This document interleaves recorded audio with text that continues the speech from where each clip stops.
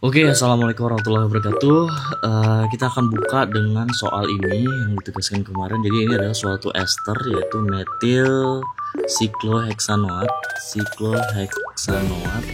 Ini adalah sebuah ester di mana ester ini memiliki hidrogen alfa, dan direaksikan dengan suatu elektrofili nantinya yaitu Cl2 dan dikataliskan dengan asam. Bagaimana mekanisme reaksinya?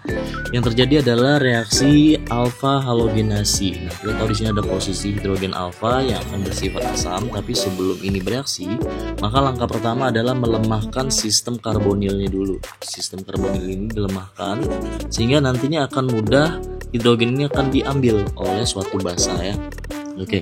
Nah, hidrogen ini dilemahkan dengan cara bereaksilah antara PEB dari O akan mengambil atom hidrogen atau asam dari katalisnya. Dalam hal ini adalah asam asetat. Nah, sehingga akan membentuk ini ion oxo, ion OH seperti ini yang akan bermuatan positif karena O-nya kekurangan elektron. Nah, sehingga kondisi di sini sekarang sudah lemah. Sehingga di sini langkah selanjutnya adalah pengambilan hidrogen alfa yang bersifat asam ini oleh suatu basa. Nah, diambil H-nya, lepas ikatannya, memberi ikatan rangkap, dan ini akan membentuk kembali normal lagi. Jadi ini normal lagi dan terbentuklah zat antara enol. Ini ya enol ya.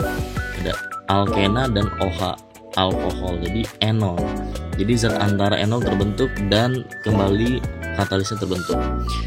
Selanjutnya adalah reaksi substitusi itu sendiri. Nah, reaksi substitusi itu sendiri di sini dilakukan dengan cara PEB dari OH ini, sistem O membentuk ikatan rangkap di sini, dan enol ini mengambil atau menyerang sisi bagian yang bermuatan parsial positif dari Cl2 ini, dan ini akan melepas Cl- dilepaskan sehingga Cl nya sekarang sudah masuk atau tersubstitusi pada ikatan di sini, terbentuk ikatan baru.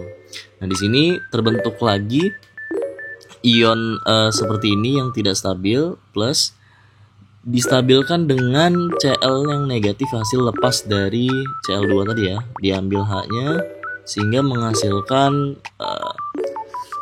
alfa halogenasi yang sudah tersubstitusi ya. Jadi hidrogen alfanya sudah tersubstitusi oleh Cl. Ini hasil byproductnya, ini katalisnya terbentuk kembali. Sehingga ini adalah produk dari reaksi halogenasi alfa. Oke. Nah, sekarang kita masuk ke sintesis ester malonat. Nah, kalau di sini adalah penjelasan lebih luas lagi, yaitu kita memiliki suatu gugus penarik elektron di mana posisi C alfanya di sini. Nah, C alfanya ini tarikan elektron itu sangat kuat, ditarik dua karbonil sehingga C di sini, C yang di sini itu kurang terperisai sehingga atom H yang terikat pada C alfa ini sangat bersifat asam. Nah, apalagi diapit dengan dua sisi karbonil ini ya. Dalam hal ini kita pengen lihat ketika dikasih basa. Nah, basa di sini adalah metoksi ya, ion metoksi atau dalam pelarut etanol. Jadi ketika suatu ester malonat seperti ini direaksikan dengan basa, maka ini akan langsung melihat ini adalah posisi hidrogen asam, hidrogen alfa yang sangat asam, sehingga langsung PEB dari basa menyerang hidrogen dan ini akan melepas sehingga terbentuk ion negatif, karbanion. Nah, selanjutnya ketika karbanion ini direaksikan dengan suatu alkil halida, ini ada alkil halida. Alkalida yang bermuatan positif adalah C-nya, sedangkan Br-nya bermuatan negatif. Nah, ini akan terjadi reaksi substitusi. Jadi akan terjadi penyerangan, yaitu penyerang dari karbanion ini menuju C dan melepas ikatan CH3 dan Br menjadi Br-, sehingga Br- lepas ya sebagai leaving group, melepas Br negatif. Nah, sekarang sudah termasuk udah masuk nih metil dari CH3Br tadi, sehingga sekarang sudah tersubstitusi satu hidrogen alfa. Tapi di sini itu hidrogen alfanya memiliki dua atom hidrogen, sehingga kalau kita jalani reaksinya lagi dengan suatu basa lagi, maka basa selanjutnya, ini basa yang kedua ya, basa yang kedua itu akan mengambil hidrogen alfa lagi. Nah, mengambil hidrogen alfa sama halnya dengan reaksi tadi, membentuk ion negatif di sini, sehingga ketika dikasih dengan alkil halida lagi maka akan menjalani reaksi yang sama lagi gitu. Jadi akan membentuk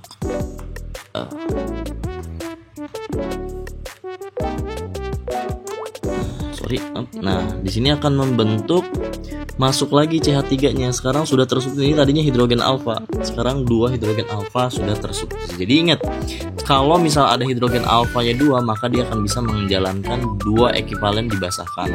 Kalau misalnya dia kondisinya seperti ini ada CH3 sudah tersubstitusi, ini H, berarti cuma 1 saja. Nah, ini O ya. Oke ya. Jadi intinya di sini adalah reaksi hidrogen alfa dikasih basa. Nah, selanjutnya ada yang dinamakan proses dekarboksilasi. Jika reaksi tadi ini kan sudah terbentuk nih sebenarnya produk atau molekul target. Nah, molekul target ini ketika dipanaskan dengan kondisi asam, ini lambang panaskan ya. Jadi panaskan akan membentuk suatu asam karboksilat sebenarnya. Akan lepas atau dekarboksilasi, hilang CO2. Nah, mekanisme reaksinya seperti ini. Jadi ini ketika dipanaskan tadi, ini sebenarnya sama aja bentuk seperti ini. Jadi cuman diputar, nanti akan dilihat videonya via model Molecule ya. Jadi ini diputar aja nih. Ini diputar ke sini sehingga jadi rangkap O-nya di sini. Nah, ini akan terjadi reaksi siklisasi pelepasan karbonil dengan mekanisme, kalau kita lihat di sini, pertama adalah si PEB ini mengambil H yang ada di COH yang satu ini di sebelah sini. Ikatan H akan membentuk ikatan rangkap di ikatan di sini. Nah, ikatan yang di sini akan lepas membentuk ikatan rangkap baru yang di sini, dan ikatan rangkap ini akan memberi PEB pada O sehingga akan terbentuk seperti ini. Nah, yang pink ini itu adalah CO2 sehingga lepas. Nah, yang sisanya itu akan terbentuk suatu enol sebenarnya kalau teman-teman lihat, karena ini kan O ini ngambil H kan jadi OH. Nah, OH di sini ada. Nah, di sini tadi terbentuk ikatan rangkap baru karena yang ini ya. Nah, ini terbentuk ikatan rangkap. Nah, kalau kita lihat di sini ini terbentuk enol, dan kita tahu kalau enol itu bisa mengalami tautomerisasi, membentuk suatu bentuk ketonya. Ini keto, nah itu ada enolnya. Nah, sehingga terbentuklah produk yang seperti dituliskan di sini, asam karboksilat. Nah, makanya adalah reaksinya dekarboksilasi. Jadi simpulannya adalah ketika suatu ester malonat direaksikan dengan suatu basa, maka akan menjalani pengambilan hidrogen alfa sesuai dengan reaksinya dan direaksikan substitusi dengan alkil halida, akan tersubstitusi alkilnya. Kalau ada lagi hidrogen alfanya, maka direaksikan lagi dengan basa, maka akan menjalani reaksi yang sama sehingga ada 2 substitusi pada hidrogen alfa di suatu ester ini. Nah, langkah selanjutnya adalah proses dekarboksilasi. Ketika reaksi itu diteruskan dengan kondisi asam dan panas, itu akan melepaskan gas CO2. Yang terbentuk adalah asam karboksilat. Nah, mekanisme reaksi seperti ini. Oke, jadi di sini ada 2 kesimpulan bahwa hidrogen alfa ini bisa menjalankan reaksi alfa substitusi ataupun karbonil kondensasi dengan melepas CO2 ya. Di ujungnya nanti ini lepas CO2 yang tadi disebutkan sebelumnya. Nah, bedanya apa? Gimana caranya kita tahu kalau itu adalah reaksi alfa substitusi atau karbonil kondensasi ya? Nah, yang pertama adalah kalau alfa kondensasi itu syaratnya harus strong base atau basa yang kuat. Basa yang kuat itu contohnya LDA atau lithium diethil amin.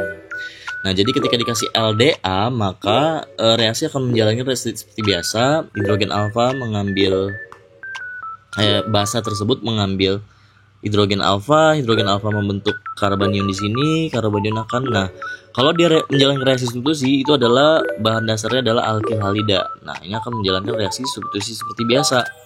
Jadi ini akan menyerang CH3 melepas Br sehingga CH3-nya sudah tersubstitusi pada hidrogen alfa atau karbon alfa. Di sini karbon alfa. Nah, sudah tersubstitusi.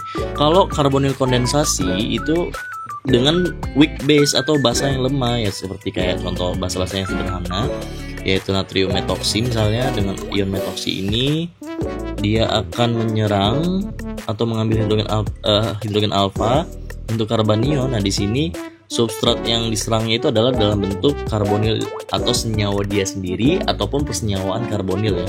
Kalau ini kan alkil halida kalau alfa substitusi. Nah, ketika ngelihat seperti ini kita tahu bahwa karbonil itu juga ada sisi parsial positif dan parsial negatif. Maka serangan yang terjadi adalah yang ya udah ion ini alih-alih yang kalau tadi ya tetap serangannya juga mengarah ke parsial positif ya.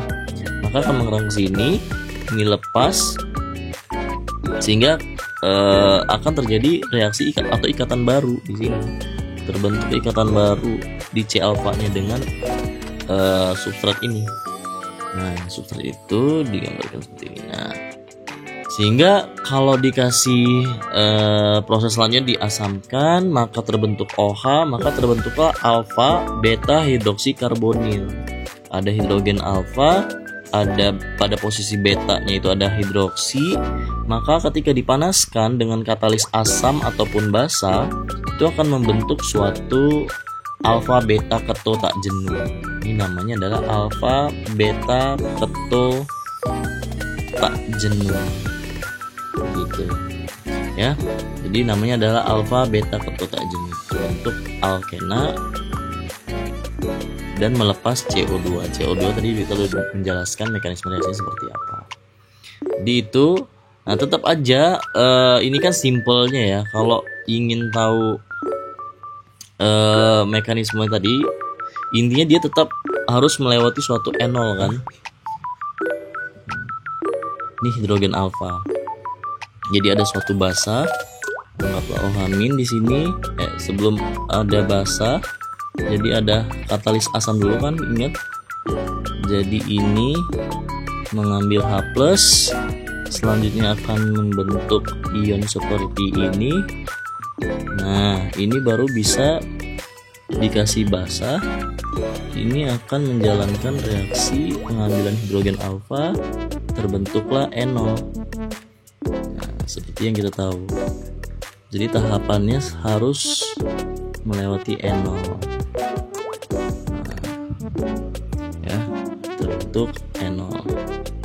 Nah, selanjutnya enol inilah yang kita bisa reaksikan.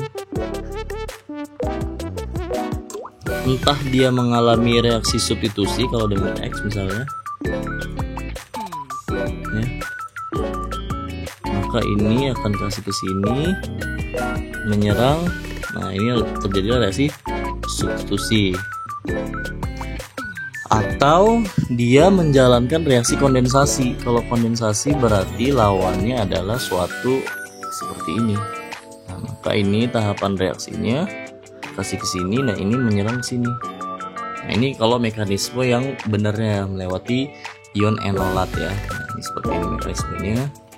Jadi kalau R, X dia ngambil, X-nya ngambil H, terus stabilkan, maka terjadi reaksi substitusi. Kalau melewati karbonil atau dengan basa lemah, dekarboksilasi ya, maka tahapannya seperti ini. Dia substratnya adalah suatu senyawa keton atau aldehida, maka akan terjadi reaksi seperti ini, masuk dan terbentuk reaksi alfa beta hidroksi. Ini alfa beta hidroksi yang selanjutnya ketika dipanaskan dengan katalis asam ataupun basa akan melepas H2O atau melepas H2O dan membentuk alfa beta keto tak jenuh. Gitu ya, itu untuk mekanisme yang tapi kalau lebih simpelnya ya udah langsung kayak gini bisa juga. Jadi ketika basa kuat intinya LDA, kalau alfa substitusi dia RX substratnya, kalau ini adalah senyawaan karbonil gitu ya. Jadi itu untuk reaksi-reaksi hidrogen alfa ya, alfa ya. Jadi kita udah belajar itu. Cukup sekian, terima kasih.